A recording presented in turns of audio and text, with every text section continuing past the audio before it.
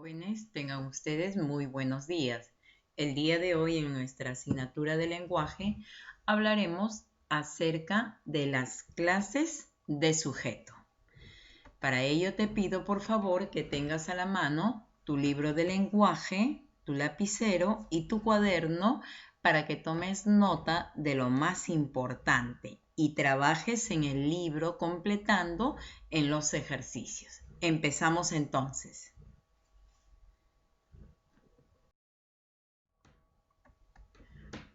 Si nosotros observamos la siguiente imagen, nos dice el padre y su hija leen un cuento. Todos los alumnos escuchan atento al profesor. Si te recuerdas, la semana pasada, en el capítulo anterior, hemos trabajado el reconocimiento del sujeto y hemos analizado la estructura del sujeto. En este capítulo vamos a hablar de las clases de sujeto en una oración bimembre.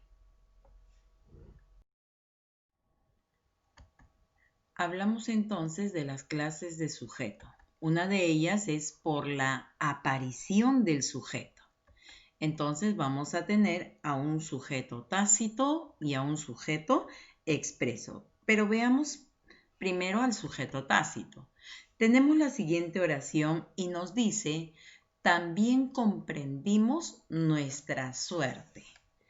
El verbo en la oración, la palabra que indica acción, viene a ser comprender. Entonces preguntamos, ¿quiénes también comprendimos nuestra suerte? No se encuentra explícito, ¿no es cierto?, en la oración, pero se sobreentiende quién está realizando la acción. Entonces, cuando se sobreentiende, cuando el sujeto no aparece en la oración, está implícito, pero se deduce y se sobreentiende quién está realizando la acción, vamos a llamar sujeto tácito. Y lo que tenemos aquí viene a ser nuestro predicado. Vamos al sujeto expreso. Tenemos la siguiente oración. Edipo Rey supo muy tarde su destino. Preguntamos al verbo saber. ¿Quién supo muy tarde su destino? Edipo Rey, que viene a ser sujeto de la oración. ¿Qué se dice de Edipo Rey? Que supo muy tarde su destino, que viene a ser el predicado de nuestra oración. Ahora, ¿qué podemos decir del sujeto expreso? ¿Cuándo se dice que el sujeto es expreso? Cuando el sujeto aparece explícitamente en la oración. Entonces, ¿cuál es la diferencia entre un sujeto tácito y un sujeto expreso? Es que el sujeto es tácito cuando no aparece, ¿verdad?, en la oración, está implícito, sobreentendido. Pero es expreso cuando el sujeto está explícito en la oración, aparece en la oración. Avanzamos y vamos a ver por la cantidad de núcleos. Por la cantidad de núcleos vamos a tener a un sujeto simple. Ejemplo, todos los muchachos lograron entrenar un poco. Preguntamos al verbo, ¿quiénes lograron entrenar un poco? Todos los muchachos, que viene a ser sujeto de la oración. Y lo que se dice del sujeto viene a ser nuestro predicado. Vamos a ver la estructura del sujeto. El sujeto dentro de su estructura comprende todos, viene a ser un determinante indefinido que va a trabajar como modificador directo. Los, artículo determinante, que también cumple la función de modificar directamente ¿a quién? A muchachos. ¿Y muchachos qué viene a ser? Viene a ser un sustantivo común, ¿verdad? que cumple la función de núcleo del sujeto. Entonces, ¿cuándo decimos nosotros que nuestro sujeto es simple? Cuando nuestro sujeto, la estructura de nuestro sujeto consta de un... Hablamos ahora del sujeto compuesto. Veamos el siguiente ejemplo. El hombre y su hija regresaron a Lima. Preguntamos al verbo, ¿quiénes regresaron a Lima? El hombre y su hija. Viene a ser el sujeto de la oración y lo que se dice del sujeto viene a ser nuestro predicado. Si analizamos la estructura del sujeto, vamos a ver el que viene a ser artículo determinante que va a modificar directamente ¿a quién? Hombre. Hombre es un sustantivo común que cumple la función de núcleo del sujeto. Y viene a ser el nexo que va a enlazar. Su viene a ser un determinante posesivo que trabaja como modificador directo. Hija viene a ser el núcleo, por lo tanto, en esta estructura el sujeto, ¿cuántos núcleos tiene? Tiene 2 núcleos. Por lo tanto, decimos que el sujeto es compuesto cuando consta de 2 a más núcleos. Veamos ahora por la presencia de complementos. Entonces, mi sujeto puede ser incomplejo o complejo. Veamos primero cuando se dice que el sujeto es incomplejo.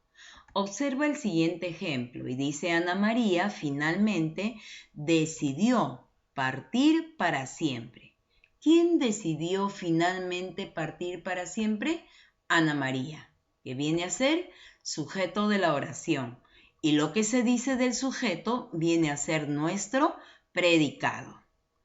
Entonces, decimos, la oración en el sujeto comprende la siguiente estructura. Ana María, ¿qué viene a ser? Sustantivo propio. Entonces, el sustantivo cumple la función de núcleo del sujeto.